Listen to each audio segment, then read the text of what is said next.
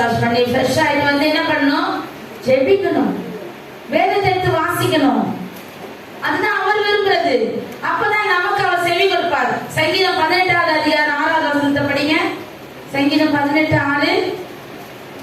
எனக்கு உண்டான நெருக்கத்திலே கர்த்தரை நோக்கி கூப்பிட்டு என் தேவனை நோக்கி அபயமிட்டு. என்ன பண்ண? கூப்பிடுறது வேற, அபயம் விடுறது வேற. பெரிய பிரச்சனையா இருக்கும்போது என்ன பண்ணுவோம்?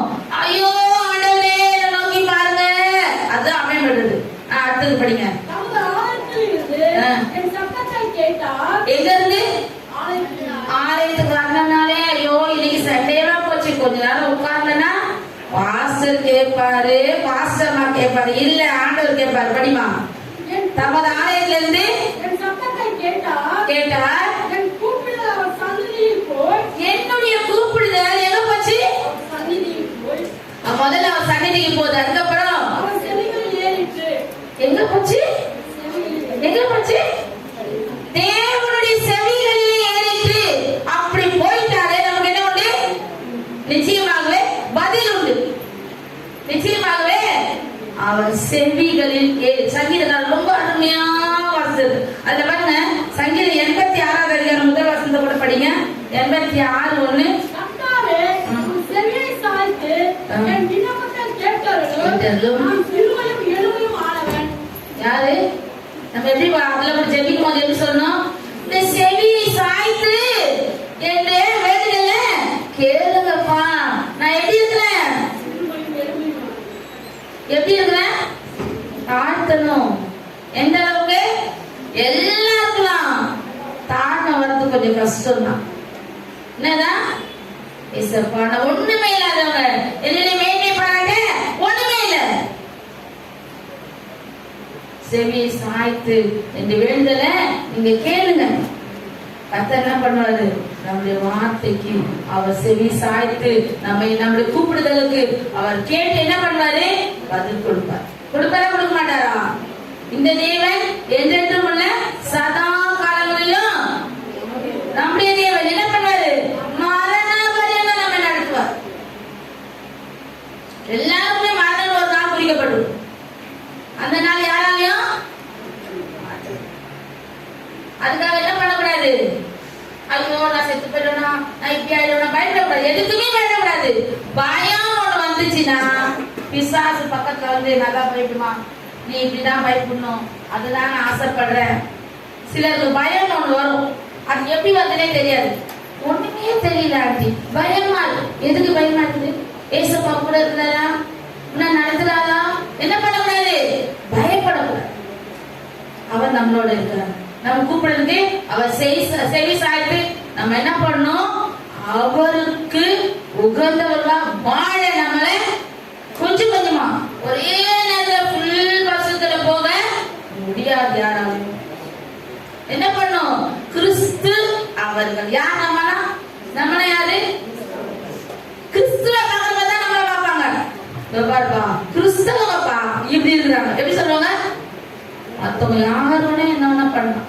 நான் எப்பவுமே சொல்லுவேன், நம்ம சபை வாழை பிள்ளைங்களுக்கு மத்தவங்கள 4 கண்ணு பார்க்கறா, நம்மள எத்தனை கண்ணு பார்க்கும்?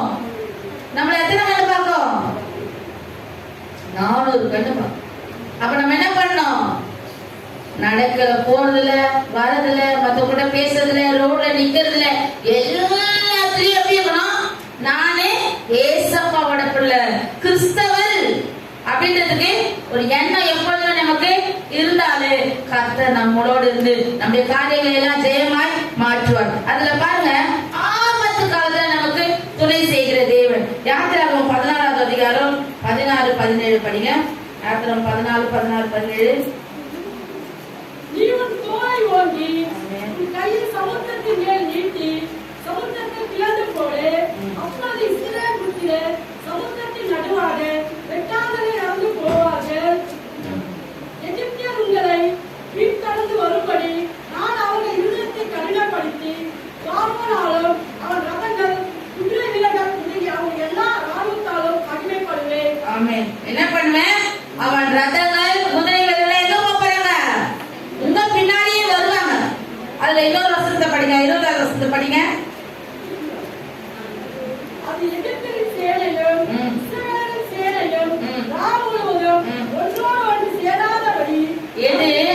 19வது வசனத்தை படிச்சு 20 படிங்க, அப்பதான் அது புரியும். அப்பொழுது இஸ்ரவேலின் சேனைக்கு முன்னாக நடந்த தேவ தூதனானவர். அந்த வசனத்தை எல்லாருமே பார்த்தாதான் அதோட அர்த்தம் புரியும். இஸ்ரவேல் சேனைக்கு முன்னாக நடந்து போன தேவ தூதனானவர் இப்ப என்ன பண்றாரு பாருங்க. தேவ தூதனானவர் விலகி அவர்களுக்கு பின்னாக நடந்தார். அவர்களுக்கு முன்னிருந்த மேகஸ்தம்பமும் விலகி அவர்கள் பின்னே நின்றது. அது எகிப்தியரின் சேனையையும் இஸ்ரவேலின் சேனையையும் நாமும் ஒன்றோடு ஒன்று சேராதபடி அவர்கள் நடுவில் வந்தது. எகிப்தியருக்கு அது மேகமும் அந்தகாரமுமாய் இருந்தது. இஸ்ரவேலுக்கோ அது இரவை வெளிச்சமாக்கிற்று. ஆமென். கரங்களை தட்டி தேவாதி தேவனுக்கு மகிமை செலுத்துறோம். அந்த தேவன் இன்றைக்கும் ஜீவிக்கிறார். இன்றைக்கு நம்மோடு இருக்கிறார். என்ன பண்றாரு? அந்த தேவனுடைய தூதனானவர் என்ன பண்ணிட்டாரு? முன்னாடி நடந்து போனாரு, அவங்க வழி காட்டினாரு. இப்ப பின்னால வந்துட்டாரு. ஏன்? எகிப்திய மக்கள் இவங்க தொடர்ந்து வராங்க. இவங்க என்ன பண்ணணும்? இவங்களோட அவங்க சேர்ந்தா இவங்க அடிச்சு நொறுக்கிடுவாங்க, இவங்களை சாகடிச்சிருவாங்க. அவங்கள பாதுகாக்கணும்னு பின்னால வந்துட்டாரு. ரெண்டு சேனைக்கு நடுவுல வந்துட்டாரு. அது எப்படி இருக்குன்னா, அவங்களுக்கு இருட்டா இருக்குதா, இவங்களுக்கு வெளிச்சத்தை காண்பித்தார். எப்படி இருக்குது? அற்புதங்களை செய்கிற தேவன் ஆபத்து. எல்லாரும் என்ன சொல்றாங்க? இஸ்ரவேல் மக்கள் என்ன சொல்றாங்க? மோசே இவங்க எல்லாம் கொண்டு போட போறாங்க, இவங்க பின்னாடியே தொடர்ந்து வராங்க. என்னாவது? விசுவாசம் குறைந்து போகுது. அதனால என்ன பண்றாங்க? எல்லாரும் பயந்து எல்லாரும் அழுகுறாங்க, பயப்படுறாங்க. ஆனா கர்த்தருடைய தூதனானவர் பின்னால வந்து இவர்களுக்கு பாதுகாப்பாக நின்று இவர்களுக்கு வெளிச்சமாய் அவர்களுக்கு இருட்டுமாய். அந்த வசனத்தை வீட்டை கூட போய் படிச்சு பாருங்க. 16, 17 அது 14ல இருந்து 20 வரைக்கும் படிங்க. ரொம்ப அருமையா இருக்குது. கர்த்தர் நம்ம எப்படி பாதுகாக்கிறார், எப்படி வெளிச்சத்தின் பிள்ளைகளாய் நடத்துகிறார் என்பதற்கு அது ஒரு பெரிய அற்புதமான சாட்சியா இருக்குது. அதை பாருங்க. இஸ்ரவேலுக்கு அது இரவை வெளிச்சமா, இருட்டு இரவுல எப்படி இருக்கும்? இருட்டு. ஆனா அது வெளிச்சமாக்கி கொடுத்தாங்க. தேவ தூதனானவர் பின்னால வந்து அவங்களை பாதுகாத்து வெளிச்சத்திலே நடந்து வாங்க, பயப்படாதீங்க, நடந்து வாங்க. நீங்க கடந்து போனதுக்கு அப்புறம் தண்ணி அவங்கள மூழ்கி போடும். அப்படியா மூழ்கி போட்டது? பார்வன் மாத்திரம் தனியா நின்றுட்டார். எல்லாரும் கடந்து போனாங்க, எல்லாரும் மூழ்கடிக்கப்பட்டாங்க. எகிப்தியோட சேனைகள் எல்லாமே அழிந்து போய் ஆபத்து காலத்துல என்ன பண்ணாரு மோசே? ஆண்டவரே, நான் என்ன பண்றது? இவ்வளவு மக்களை எங்களை வழிநடத்தி கொண்டு வந்தீங்களே, நாங்க இங்க வந்து என்ன பண்ணுவோம்னு தெரியல. அப்ப சொல்றாரு, ஆண்டவர் என்ன பண்ணாரு? உன் கையில இருக்கிற கோலை நீட்டு. அதுக்கு முன்னாடி ஆண்டவர் என்ன பண்ணிட்டாரு? சங்கீதம் 106:9 நினைக்கிறேன். கோலை நீட்டினது மோசே. ஆனா தேவன் என்ன பண்றாரு அந்த நேரம்? 106:9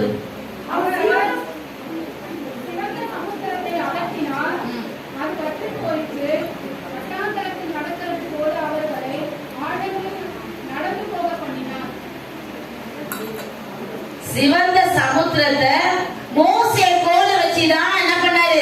பிடித்து விட்டாரு. அதனாலதான் நான் கடந்து போனாங்க நம்ம நினைப்போம். ஆனா என்ன பண்ணாரு? அவர் அதட்டினார். என் பிள்ளைங்க வராங்க, நீ வழி விடு. என் பிள்ளைங்க வராங்க, நீ வழி விடு, நீ விலகி நில்லு. ஆண்டவர் போட்ட அதட்டு யாருன்னா கேட்டிருக்குமா? அது தண்ணீருக்கு கேட்டுச்சு. யோனா 3வது அதிகாரமா அதுல பாருங்க. எதுக்கு கட்டளை? பூச்சிக்கு கட்டளைறாரு, நீ இந்த செடியை அரிச்சு போடு. பூச்சிகள் எல்லாம் யாருக்கு கீழ்ப்படுது?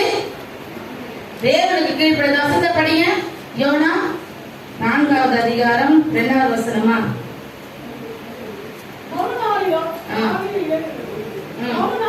கிழக்கு வெளுக்கும் நேரத்தில் தேவன் ஒரு பூச்சியை கட்டளையிட்டார். அது ஆமணக்கு செடியை அரித்து போட்டது. என்ன பண்ணுச்சு? ஆமணக்கு செடி பூச்சிக்கு கட்டளையிட்டாரு. என்ன பண்ணாரு? தண்ணீரை அதட்டி நீ பிளந்து அவங்களுக்கு வழி விடுன்னு சொன்னாரு. அந்த தேவன் என்ன பண்றாரு? பூச்சிக்கு கூட கட்டளையிடுவார். பாம்பு வந்து நம்ம பக்கத்துல நிற்கும். ஆனா என்ன பண்ணுவாரு? என் பிள்ளை இதை நீ ஒண்ணும் பண்ணக்கூடாது, விலகி போ. அதுவும் ஆண்டவருக்கு கீழ்ப்படியும். எது கீழ்ப்படியும்? சர்ப்பம் கூட கீழ்ப்படியும். ஏன்னா நம்ம யாரு? என்றைக்கு நம்ம ஞானஸ்தானத்தை எடுத்தோமோ அன்றைக்கே நம்ம என்ன பண்றாரு? முத்திரை போட்டுட்டாரு. இந்த பிள்ளைக்கு 2 தேவ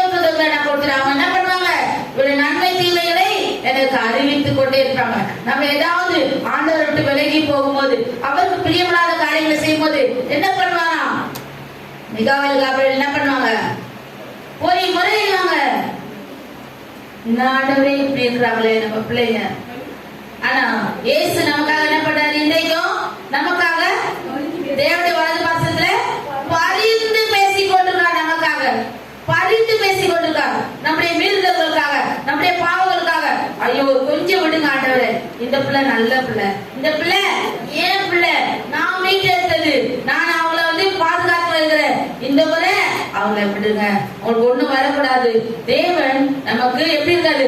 பட்சபாதம் இல்லாதவரா இருக்கார். நம்ம நினைப்போம் நமக்கு எந்த ஒரு போராட்டம் வராது. தேவனை விட்டு விலகும் போது எல்லாமே நம்ம டச் பண்ணிப்பாங்க. என்ன பண்ணும்? டச் பண்ணி அத பாருங்க. யாத்திராகமம் 14வது வசனம் எல்லாருக்குமே அது மனப்பாடமா தெரியும்.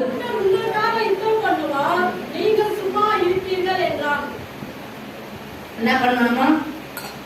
சும்மா இருக்கிறது பெரிய விஷயமா? இன்னைக்கு ஃபுல்லா காலையில இருந்து நைட் வரைக்கும் எந்த வேலையும் தொடக்கூடாது. அமைதியா உட்கார்ந்து இருப்பீங்களா? நான் ஜான்சி அவங்க அம்மா கிட்ட சொல்ல போறேன், மகிமை மேரி சிஸ்டர் கிட்ட நீங்க காலையில இருந்து நைட் வரைக்கும் ஒண்ணுமே தொடக்கூடாது. சொன்ன கேட்பாங்களா? கேட்பாங்களா? கேட்பாங்க. கேட்பாங்க. நீங்க போங்க சிஸ்டர், எனக்கு பைத்தியம் பிடிச்சிரும். என்ன ஆயிடும் எனக்கு?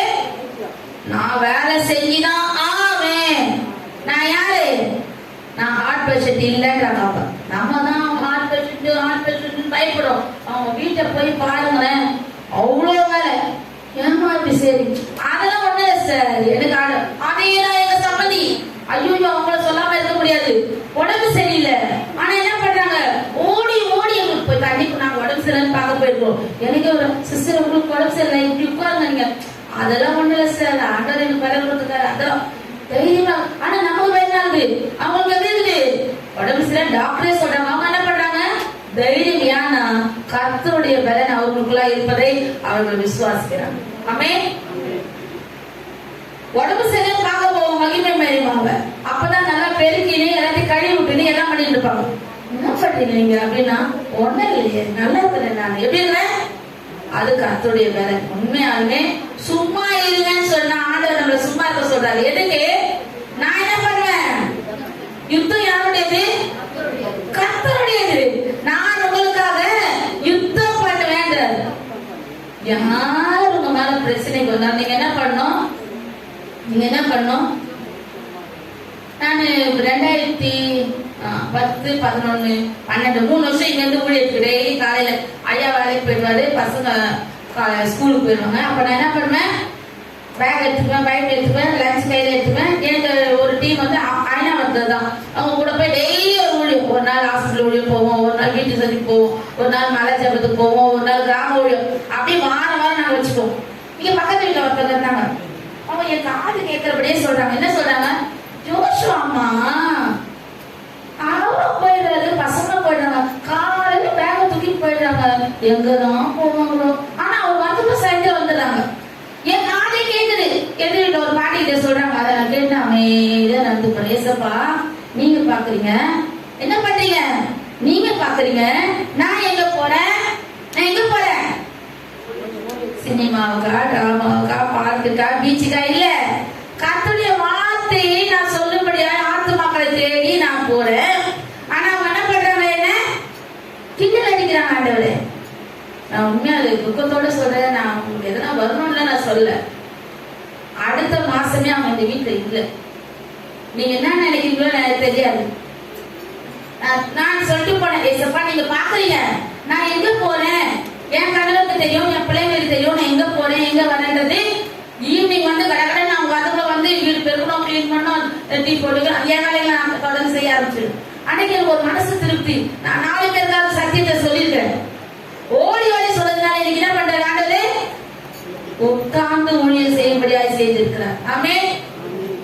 உட்கார்ந்து ஊழியம் செய்யும்படியாய் இங்கேயே கொண்டு வராங்க. ஆத்மா இங்கே வர ஜோம் பண்ணிட்டு போறாங்க. அப்போ அன்றைக்கு ஓடுனேன். இன்றைக்கு 2009 நான் ஆண்டவருக்காக ஊழியத்துக்கு ஒப்பு கொடுத்தேன். நான் வேலைக்கு போக மாட்டேன், ஆண்டவரே இனிமே இந்த ஊழியத்தை நான் செய்வேன், உங்களுடைய உமக்கள் ஆத்மாக்களை ஆதாயம் பண்ணுவேன் அப்படின்னு சொல்லி 9, 10, 11, 12 4 வருஷங்களும் ஒரு நாளும் ஃப்ரீயா இருக்க மாட்டேன். சாட்டர்டேல ஐயா வீட்டுல இருப்பாங்க, சமையல்லாம் பண்ணி வச்சுடுறேன், நீங்க என்ன ஊழியருக்கு நான் போயிடுவேன். அவங்க எல்லாம் சொல்லுவாங்க, எங்க டீம்ல இருக்கவங்க, இன்னைக்கு தான் அவர் இருக்காரு, நீங்க எதுக்கு வரீங்க பேக தூக்கிட்டு, வீட்டுல இருக்க வேண்டியதானே. அவங்க எல்லாம் போதும் சொல்லுவாங்க, நீ ஊழியத்துக்கு போ, அதான் நமக்கு ஆசீர்வாதம். இருக்கிறத வச்சு நாங்க அட்ஜஸ்ட் பண்ணிக்கணும், நீ போ. அப்ப சொல்லுவாங்க, அம்மா நீ ரொம்ப லக்கி, நீ ரொம்ப லக்கி, ஊழியத்துக்கும் சந்தோஷமா வர. அதெல்லாம் கர்த்தர் கொடுத்த ஈவு, இது நம்மளால உண்டானது அல்ல. அப்போ நீங்கள் சும்மா இருங்கள். அப்படி அந்த வார்த்தையை நான் காதுல கேட்டு சொன்னேன், ஏசப்பா அவங்க கிட்டதான் பேசுறாங்க. அந்த பாட்டையும் நானும் அதுதான் ஈஸ்வரி நினைக்கிறேன். அவங்க டெய்லி போறாங்கல்ல, நம்மளாலலாம் முடியாது, நம்மளாலலாம் தேவனுடைய பலன். தேவன் என்ன பண்றது, அந்த வார்த்தையை கேட்டு நான் ஒன்னும் கேட்கல, ஏமா எனக்கு சொல்லுங்க கேட்கல, நான் பாட்டுக்கு போயிட்டேன். நம்ம சும்மா இருப்போம், நம்மள கிண்டல் அடிக்கிறவங்க யார் சும்மா இருக்க மாட்டாரு, தேவன் சும்மா இருக்க மாட்டாரு. என்ன பண்ணாரு, யாரு நீ கிண்டல் அடிக்கிற, என் பிள்ளைய கிண்டல் அடிக்கிற, எனக்கு அந்த ஜீவிகள் நீ கிண்டல் அடிக்கிறதுக்கு நீ யார்? இன்றைக்கு உண்மையாமே என் மகனோட திருமணத்துக்கு அவங்களுக்கு சொல்லணும்னு யார் யாருக்கிட்டோ நான் போயிட்டு என்ன பண்ணேன், எப்படியாவது அவங்களுக்கு போய் சொல்லணும். ஏன்னா அவங்க என் பிள்ளைங்கிட்ட நல்லா பழகுவாங்க, நல்லா பேசுவாங்க, எப்படியாவது சொல்லணும் அப்படின்னு சொல்லி நான் ரொம்ப ட்ரை பண்ணேன். ஆனா முடியல. ஜோஷுவா மேரேஜ் சொல்லணும்னு ஆசைப்படுறேன். அவங்க ரொம்ப, அதாவது அதுக்கப்புறம் அவங்களுக்கு வந்த துக்கத்துக்கு நானும் ஐயா அழுது அழுது அழுது ஜெபிச்சேன். அவ்வளோ பெரிய துக்கம் அவங்க குடும்பத்தை தாக்குச்சு. ஆனா கர்த்தர் ஜெபத்தை கேட்டார். இன்றைக்கு அந்த மகனை ஜீவனோடு அவங்களுக்கு எது பிரியமானதோ அதன் மேல் கர்த்தர் கை வச்சு அவங்க எது செஞ்சாலும் மன்னிச்சிடுங்க. அவங்க என்ன பண்ணுங்க, அதுதான் நமக்காக யுத்தம் பண்ணுறாங்க. நீங்க என்ன பண்ணுங்க, சும்மா இருங்க. என்ன ஆபத்து என்ன பண்றாரு, நமக்காக யுத்தம் பண்ண. அடுத்த ஒரு வார்த்தை கூட படிக்கலாம். மார்க் 10வது அதிகாரம் 27வது வசனம்.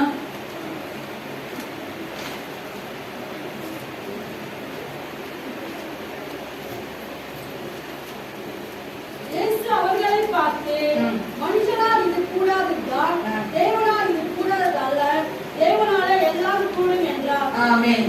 எந்த ஆபத்து வந்தாலும் நம்ம என்ன பண்ணோம், முதல்ல என்ன பண்ணோம், கர்த்தர். சில என்ன பண்ணுவாங்க, டாக்டர் சொல்றாரு, டாக்டர் எப்படியாவது காப்பாத்துங்க டாக்டர், எவ்வளவு பணம் வேணா நான் செலவழிக்கிறேன், பணமே வேணாம், ஆண்டவர் பாதத்துல விழுந்தா போதும். என்ன பண்ணுவாரு, நம்மள அந்த கஷ்டத்தை தூக்கி வெளியே கொண்டு வந்துடும். என்ன பண்ணுவாரு, ஜெபம். ஜெபம் தேவனோட பேசுறது. அதை நம்ம இருதயமும் அவரோடு ஒற்று போகும்போது நம்ம சிந்தை ஆவி ஆத்மா சரீரம் என்ன பண்ணணும், ஜெபிக்கும் போது பல யோசனைகளை ஜெபிக்க கூடாது. மைண்ட் ஃப்ரீ ஆயிட்டு உட்காந்து ஜெபிக்கணும். தேவன் என்ன பண்ணுவாரு, விடுதலை கொடுப்பார். ஒவ்வொருத்தருக்கும் ஒரு தனிப்பட்ட ஜெப நேரம் வைத்துக் கொள்ள வேண்டும்.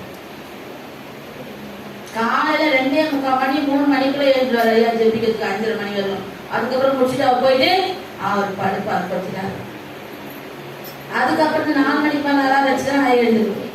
ஏன்னா இப்ப கொஞ்சம் என்ன பண்றது, வயசாகும் போது கொஞ்சம் பலவீனம் தாக்கும். முதல்ல எல்லாம் 3 மணி 3:30 மணிக்கெல்லாம் எழுந்து உட்காந்து இப்ப அது முடிய மாட்டேங்குது. ஆனாலும் தேவன் தாங்குகிறார். நம்முடைய பிரச்சனைகளை அவர்கிட்ட சொல்லி நம்ம என்ன பண்ணோம், அமைதியில இருக்கும்போது கர்த்தர் நமக்காக யுத்தம் பண்ணி நம்முடைய காரியங்களை அவர் என்ன பண்ணுவாரு, வாய்க்க பண்ணுவார். அடுத்த ஒரு வசந்த படிக்க சங்கீதம் 43:5.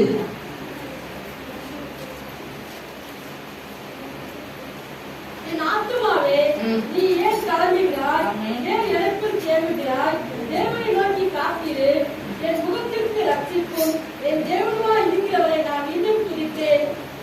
என் ஆத்துமாவே நீ ஏன் கலங்குகிறாய், யாரை நோக்கி அமர்ந்திரு, தேவனை நோக்கி அமர்ந்திரு. எந்த பிரச்சனை வந்தாலும் என்ன பண்றோம், ரெமடி எங்க தேடுறோம், அம்மா உதவி செய்வாங்களா, அப்பா உதவி செய்யறாங்க, அண்ணா உதவி செய்யறாங்க, அக்கா உதவி செய்ய இல்ல. தேவன் சொல்றது என்ன, நமக்கு அருமையாக நன்றி, என்னை நோக்கி அமர்ந்து. அதுல பாருங்க சங்கீதம் 62வது அதிகாரம் 5வது வசனம். அவரே என் ஆத்துமாவே தேவனை நோக்கி அமர்ந்திரு, நான் நம்புகிறது அவராலே வரும். நான் நம்புகிறது யாரால வரும், நான் நம்புறேன் இது நடக்கும். யார வச்சு அதை நம்புறேன், இயேசு எனக்கு செய்வார் என்று நான் நம்புறேன், விசுவாசிக்கிறேன். எனக்கு தெரியும் இது பெரிய பிரச்சனை, இது பெரிய போராட்டம். ஆனாலும் யாரை நம்புறேன், சங்கீதக்காரன் சொல்றாரு, என் ஆத்துமாவே தேவனை நோக்கி அமர்ந்திரு. என்ன நடக்கும்? நான் நம்புகிறது யாரால வரும்? என் கணவரால வருமா? என் பிள்ளையால வருமா? யாரால வரும்? தேவனால வரும். நம்ம இயேசு கிறிஸ்துவால வரும். நம்ம ஆவியானவர் பரிசுத்த தேவன் திரியகிறதால நமக்கு எல்லாமே நடக்கும். அதை விசுவாசிக்கிறவனுக்கு எல்லாமே கூடும். மார்க் 9:23 வசனம் 9:23 எல்லாம் எழுதவே இல்லை. ஆனா அது என்ன வந்து கொண்டே இருக்குது. இயேசு அவனை நோக்கி, நீ விசுவாசிக்க கூடுமானால் ஆகும், விசுவாசிக்கிறவனுக்கு எல்லாம் கூடும் என்றார். விசுவாசிக்கிறவனுக்கு நான் ஏற்கனவே ஒரு சாட்சி சொல்லியிருக்கிறேன். அது உங்களுக்கு ஞாபகம் இருக்கான்னு தெரியல. கேரளால ஒரு பிள்ளை வந்தது நம்ம சபைக்கு. அதாவது ஏஞ்சல் அவங்க அம்மாவோட ஃப்ரெண்டு. நம்ம இங்க பக்கத்துல ஏஞ்சல் இருக்காங்க, அவங்க அம்மாவோட ஃப்ரெண்டு. அவங்க 2 பேரும் ஒன்னா படிச்சவங்க. அந்த பிள்ளை இங்க வெள்ளிக்கிழமை ஜபத்துக்கு நம்ம சபைக்கு வந்தது. சபைக்கு வந்துட்டு எல்லாம் நம்ம அப்ப நிறைய பேர் வருவாங்க. எல்லாம் உட்காந்துருந்தோம். உட்காந்து எல்லாரும் சேர்ந்து ஜோம் பண்ணி முடிச்சோம். என்னத்துக்குமா ஜெபிக்க? சும்மா ஜோம் பண்ணுங்க சிஸ்டர், ஒண்ணும் இல்லை. அப்ப நான் என்ன பண்ணேன், ஒரு பாட்டில பிரேயர் ஆகி கொடுத்து, இதை எடுத்துட்டு போய் உங்க வீட்டுல தெளிச்சிருமா, இதை வந்து டெய்லி ஒரு 5 சொட்டு தண்ணியில 1/2 டம்ளர் தண்ணியில விட்டு நீ குடிக்கும் போது உனக்கு ஆண்டவர் என்ன நினைக்கிற அந்த அற்புதம் நடக்கும் அப்படின்னு. அப்ப கொஞ்ச நாள் கழிச்சு எனக்கு ஏஞ்சல் அவங்க அம்மா ஒரு ஃபோன் பண்ணாங்க. ஒரு வருஷம் 1.25 வருஷம் கழிச்சு ஒரு ஃபோன் பண்ணி, பாஸ்டாண்டி ஒரு அற்புதம் நடந்திருக்குது. என்னம்மா? என் ஃப்ரெண்டு ஒருத்தைய கூட்டு வந்தனே ஒரு நாள் வெள்ளிக்கிழமை ஜபத்துக்கு. ஆமாம்மா, என்னம்மா ஆச்சு? டாக்டரே அந்த பிள்ளைக்கு குழந்தை பிறக்காது அப்படின்னு சொல்லிட்டாங்க. அவங்க மாமியார் வந்து இன்னொரு பெண்ணை அவங்க மகனுக்கு பார்க்க ஆரம்பிச்சுட்டாங்க. ஆனா அவங்க சபைக்கு வந்துட்டு போனதுக்கு அப்புறம் அந்த பிரேயர் ஆயில யூஸ் பண்ணிட்டே இருந்தாங்க. டெய்லி தண்ணியில விட்டு குடிச்சாலாம், ஜோம் பண்ணாலாம். கர்த்தர் இன்றைக்கு அவளுக்கு குழந்தை பிறந்ததுக்கு அப்புறம் அந்த பிள்ளை சொல்லி போன கடவுளை தட்டுங்க. எவ்வளவு ஒரு சந்தோஷம் பாருங்க. குழந்தை பிறக்காது, உனக்கு 2வது திருமணம் பண்ணிடுறப்பா உனக்கு சொல்லி அவங்க அம்மா சொல்லிட்டாங்க. ஆனா பாருங்க, இயேசுவோட ரத்தம் அப்படின்னு நினைச்சு அவன் உட்கொண்டதுனால விசுவாசிக்கிறவனுக்கு இப்பதானே வாஸ்தவம். விசுவாசிக்கிறவனுக்கு எல்லாம் கூடும். அந்த பிள்ளை போய் ஜோம் பண்ணி இருக்கிறான். அவங்க சொன்னாங்களே, அவங்க வார்த்தை சொன்னாங்களே, அதன்படி எனக்கு நடக்கட்டும். நான் போய் என்ன பண்றேன், சாட்சி சொல்றேன். ஆனா இன்னும் வரல அவங்க மெட்ராஸ்க்கு. எனக்கு ரொம்ப சந்தோஷமா இருந்தது. எப்படி நடந்தது இது?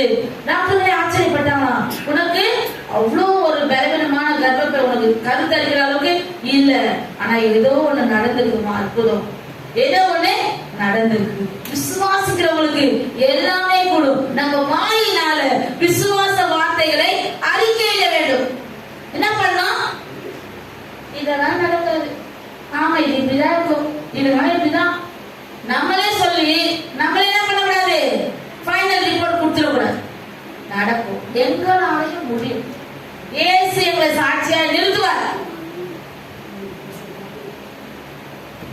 அவர் நேற்று மீண்டும் என்றும் மாணவ தேவனதை எப்பொழுது வாயினால அறிக்கையிடும் போது அவர் அற்புதம் செய்து நம்ம என்ன பண்ணுவாரு, நடத்தும்.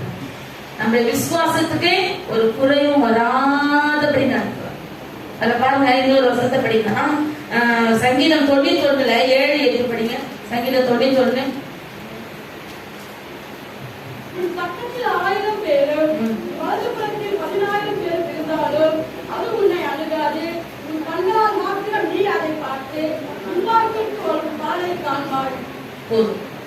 எப்படி? உன் பக்கத்தில் 1000 பேர் உனக்கு விரோதமா வராங்க, 10000 பேர், ஆனா என்ன பண்ணனா அது உன்னை அணுகாது.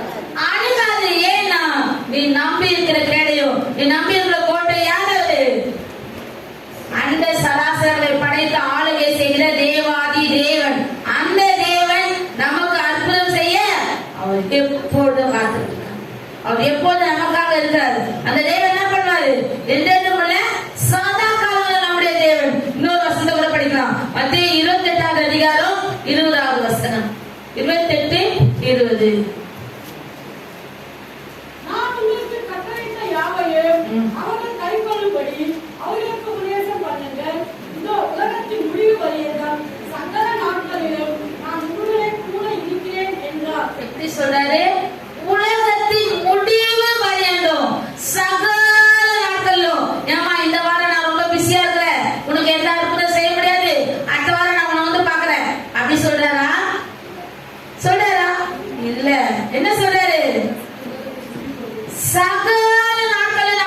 இருக்கிறேன்.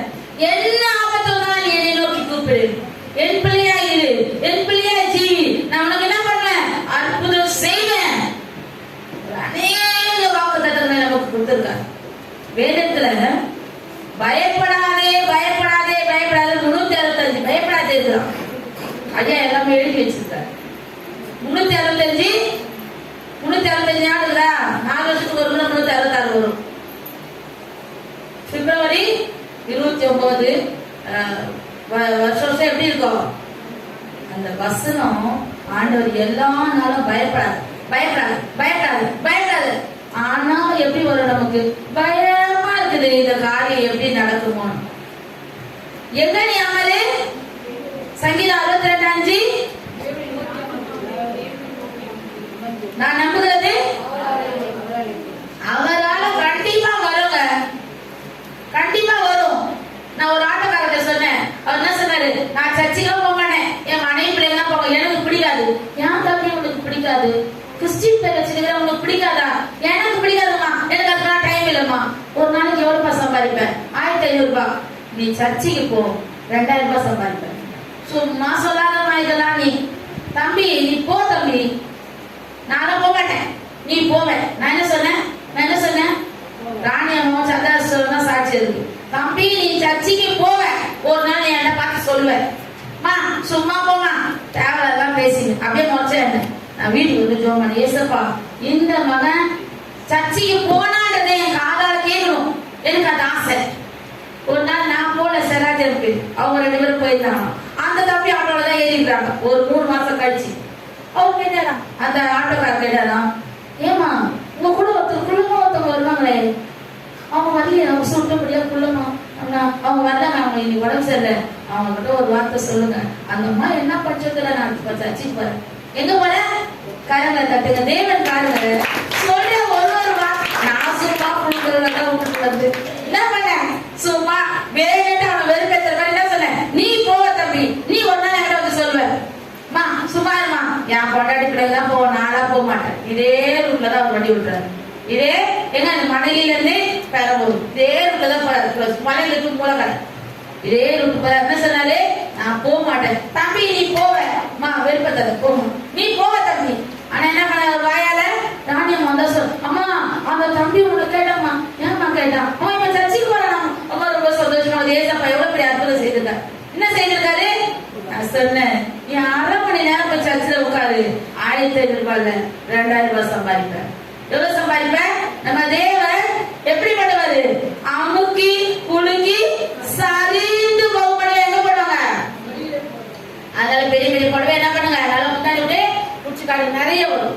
அப்ப அமுக்கி குலுக்கி சரிந்து விழும்படியாய் நமக்கு கொடுப்பார்.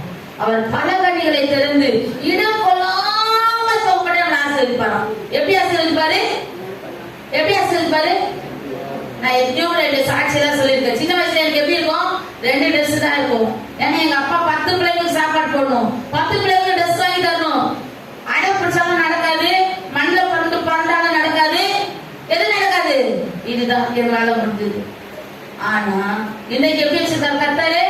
இன்னைக்கு எப்படி வச்சிருக்காரு? எங்க வீட்டுக்குள்ள வந்து பாருங்க, எங்க போட்டாலும் என் துணிதான் இருக்கும். ஏன் இடம் கொள்ளாமல் போகப்பட ஆசீர்வதிக்கிற தேவன். ஐயா சொல்வாரு, நீ கொஞ்சம் துணி எடுக்கிறத நிறுத்தணும். நான் எங்க நிறுத்துறேன்? டிசைன் புதுசு புதுசா வருது இல்ல? எப்படி வருது? பெண்களுக்கு ஆசை எப்பவுமே அளவில்லாம தான் இருக்கு. அதெல்லாம் தப்பு இல்ல. நம்ம எப்படி இருக்கணும்? 4 பேர் பார்க்க போது நல்லாவும் இருக்கணும். அந்த நேரத்தில் நம்ம ஒரு மாதிரி போனா நம்ம சொல்ற வார்த்தையை அவங்க காதுல போகாது. எப்படி இருக்கும்? இங்க ஒரு பாட்டி நாங்க சத்தியத்தை சொல்ல போனோம். நாங்க அதாவது டிராக் சொல்லி போகும்போது மாதவத்துல போகும்போது அவங்க என்ன பண்ணாங்க, அந்த பாட்டி வேலைக்கு போயிட்டு வந்து 1 மணி நேரம் தான் ஒரு டைமா. அந்த நேரத்துல வந்து அவங்க சாப்பாடு செஞ்சு குழம்பு செஞ்சு சாப்பிட்டுட்டு போடணும். நான் போய் ஏசப்பா அவங்களை நேசிக்கிறேன். ஆமா போமா, ஒரு வேலையில ஏதோ ஒரு காய் தெரிஞ்சு நீட்டுறேன், போமா எனக்கு வேலை நிறைய இருக்குது. மா நான் சொன்னேன், மா நான் உங்கள்கிட்ட காஃபி கேட்டேனா, டீ கேட்டேனா, சாப்பாடு கேட்டேனா? ஒண்ணுமே கேட்கல. ஏசு உங்களை நேசிக்கிறாங்க சொன்னேன். சொல்லிட்டேன் கிளம்பு. நான்லாம் கிளம்ப மாட்டேன், நீ சாப்பாடு போட்டதான் நான் கிளம்புவேன். என்ன சொன்ன? நீ ஏமா உட்காருமா, சாப்பாடு வேணாமா, நான் போடுறேம்மா அப்படின்னு. சரி நீங்க செய்யறவங்க நான் உட்காருங்க, நான் சொல்றத மட்டும் 2 வார்த்தை நீங்க என்ன பண்ணுங்க, கேளுங்க. சரிம்மா உட்கார்ந்து சொல்லுமா. அவ்வளவு கோபமா பேசுறவங்க என்ன பண்ணிட்டாங்க, இறங்கி வந்துட்டாங்க. இறங்கி என்ன பண்ணாங்க, நீ சொல்லுமா நான் கேட்கிறேன். அப்புறம் பேசி எல்லாம் முடிச்சுட்டு ஜோமாட்டு வெளியே வந்துடுறேன். அம்மா அடுத்த வாட்டி எப்பமா வருவ, எப்படி அடுத்த வாட்டி எப்பமா வருவேன். அப்ப என் கூட தன சிஸ்டர் இருந்தாங்க, மாதா சிஸ்டர் இருந்தாங்க, எல்லாமே என் கூட வந்திருந்தாங்க. இந்த சைடு எல்லாம் அந்த பேப்பாங்க சைடு அந்த பாரதியார் எல்லாமே போகும்போது வந்தாங்க. ஏன்னா நம்ம சொல்ற வார்த்தையை அவங்க கேட்கணும்னா அவன் 4 திட்டினாலும் மூஞ்சி திருப்பினாலும் என்ன பண்ணக்கூடாது, சோர்ந்து போகக்கூடாது.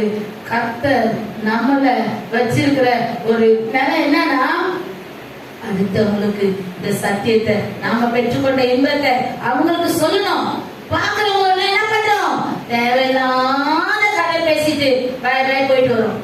இல்ல, கர்த்தருடைய பிள்ளைங்க என்ன பண்ணும், ஒரு சின்ன நமக்கு இருந்துட்டே இருக்கணும்.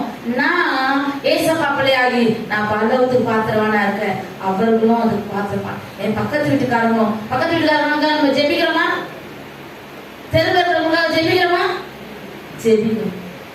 அவருடைய வார்த்தைக்கு செவி கொடுக்குதுன்னா என்ன, இதெல்லாம் தான் அடங்கி இருக்குது. என்ன பண்ணும், அவர் வார்த்தைக்கு செவி கொடுக்கும், அவர் கட்டளைக்கு கீழ்ப்படியணும். அப்பதான் நமக்கு என்ன நடக்கும், அற்புதங்கள் நடந்து கொண்டே இருக்கும். ஐயா எப்பவுமே சொல்றாரு, என்ன இருக்கு, டன்னா மேல இருந்து ஆசீர்வாதம் இறங்க போகுது, இறங்கும். நீ அதுக்கு பாத்திரமானா இருந்தாதான் இறங்கும். பாத்திரமானா இல்லாம நானும் கிறிஸ்டின் தான், நானும் சர்ச்சுக்கு போறேன், பைக்ல நல்லா தட்டி வச்சுட்டு 1 வாரம் கழிச்சு அதே மாதிரி தொடச்சி எடுத்து என்ன பண்றது.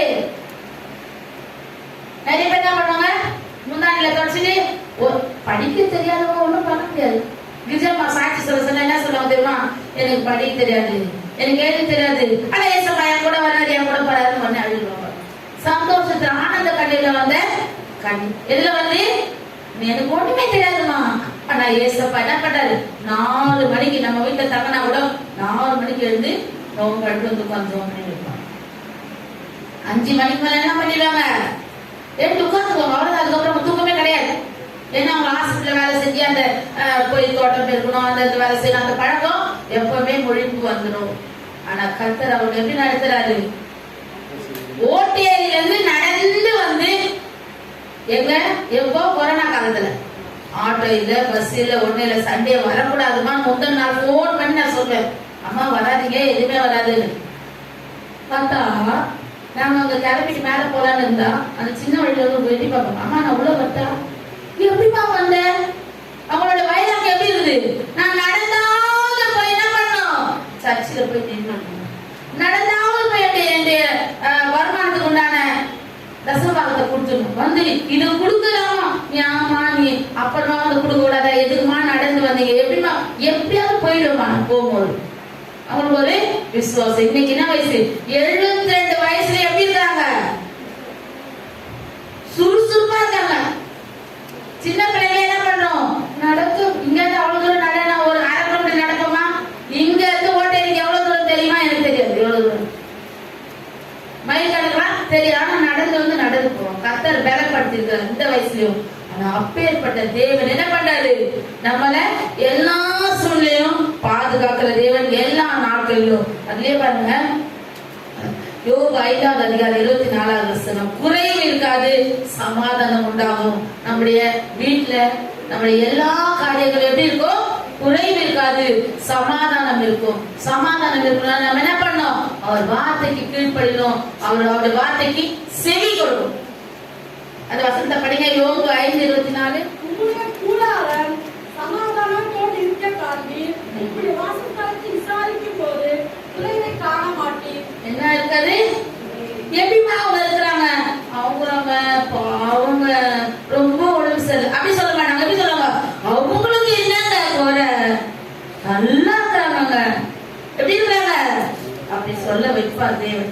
எப்படி பாரு, நம்முடைய கூடாரத்தை விசாரிக்கும் போது எப்படி இருக்காது, குறைவு இருக்காது. தேவனுடைய வார்த்தைக்கு செவி கொடுத்து அவருடைய கட்டளைப்படி நடப்போமே, ஆனா நமக்கு என்ன இருக்காது, குறைவு இருக்காது.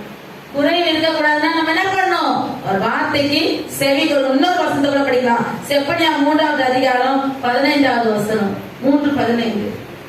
கர்த்தர் அக்கினிகளை அகற்றி சத்துருக்களை நீக்கினார், இஸ்ரவேல் ராஜாவாகிய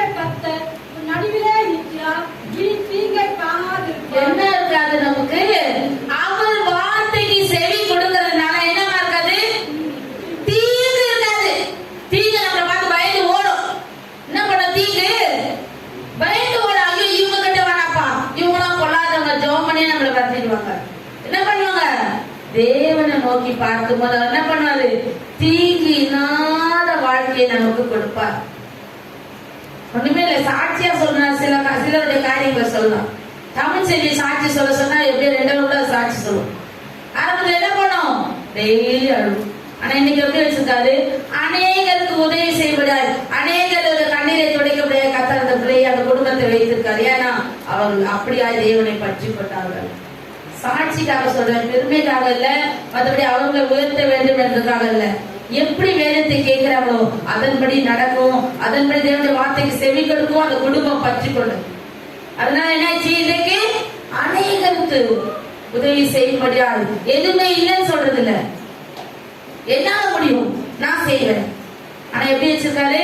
அவங்க குடும்பம் ஆரம்பத்துல என்ன பண்ணிட்டாங்க?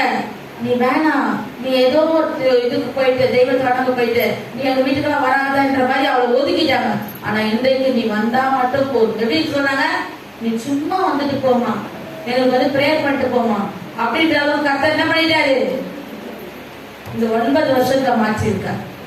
பெரிய பெரிய சாட்சி அவங்க குடும்பத்துல இருக்கிறது. கர்த்தர் உண்மையாலுமே அவருடைய நாம மாத்திரம் மகிமைப்பட. அது மாதிரி நிறைய பேர் ஜான்சியை சொல்ல சொல்லும், நம்ம வேளாங்கண்ணி தாமரை சொல்லுவாங்க, கோபத்தை சொல்ல, எல்லாருமே அநேக சாட்சிகள். நாங்க எப்படி பண்ணுவோம்னா, எங்களுக்கு கிடைத்தது அந்த பிள்ளைங்க எப்படி பெற்றுக் கொண்டதுக்காக நீங்க செவீங்க, நீங்க ஆண்டவர் பற்றி கொள்ளுங்க, நீங்க எப்படி நடங்க, கர்த்தர் உங்களுக்கு அற்புதம் செய்வார். அதுதான் சாட்சி. இன்னொரு வசனத்தோட படிக்கலாம். செப்பனியா 3:20. அக்காலத்திலே உங்களை கூட்டிக் கொண்டு வருவேன், அக்காலத்திலே உங்களை சேர்த்துக் கொள்ளுவேன்.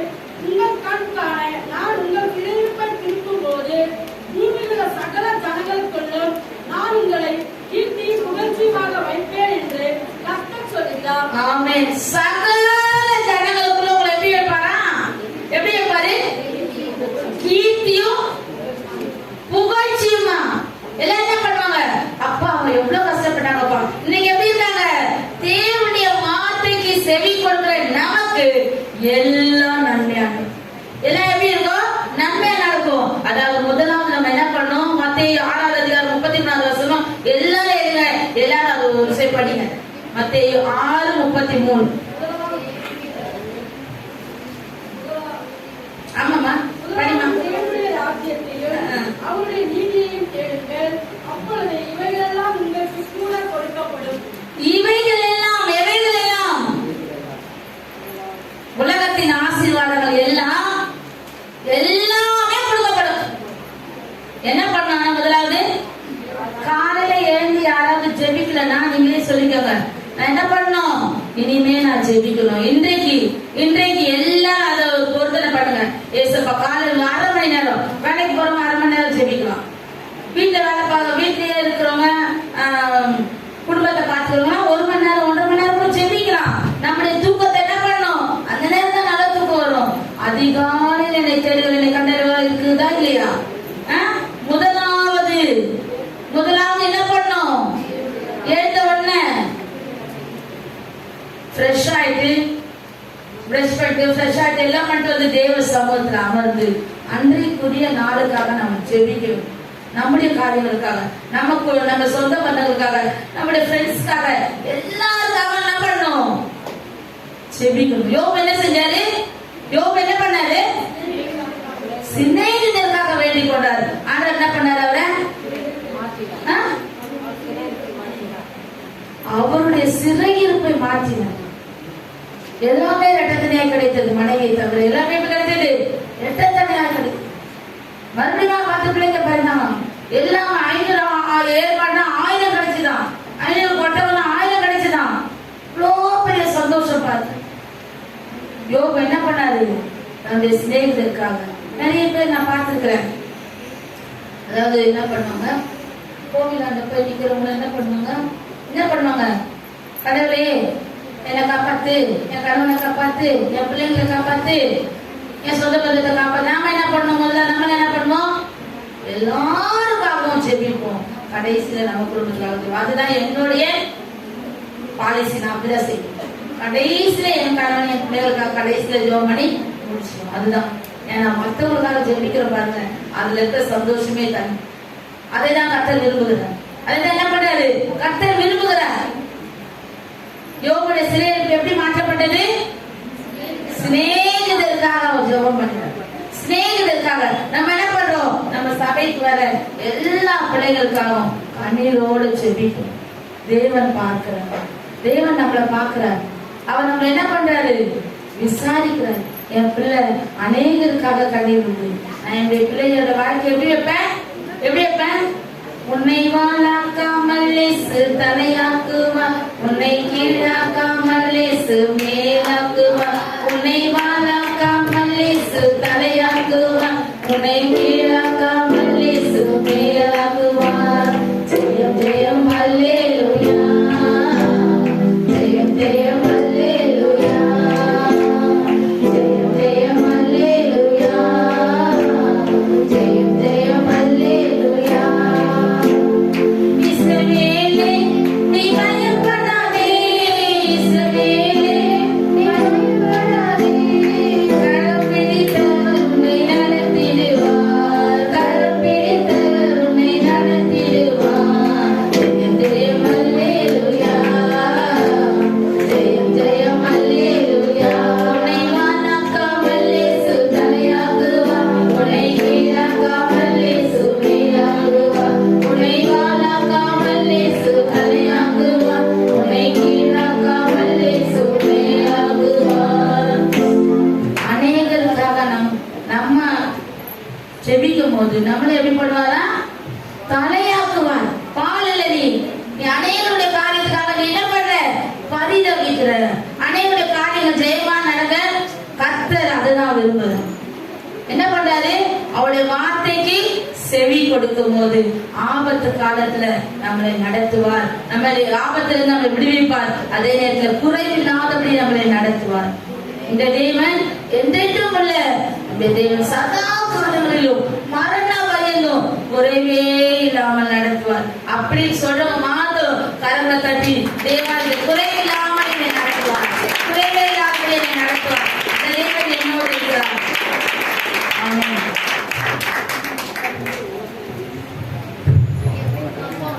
சாட்சி சொல்ல ஜான்சியோமா சாட்சி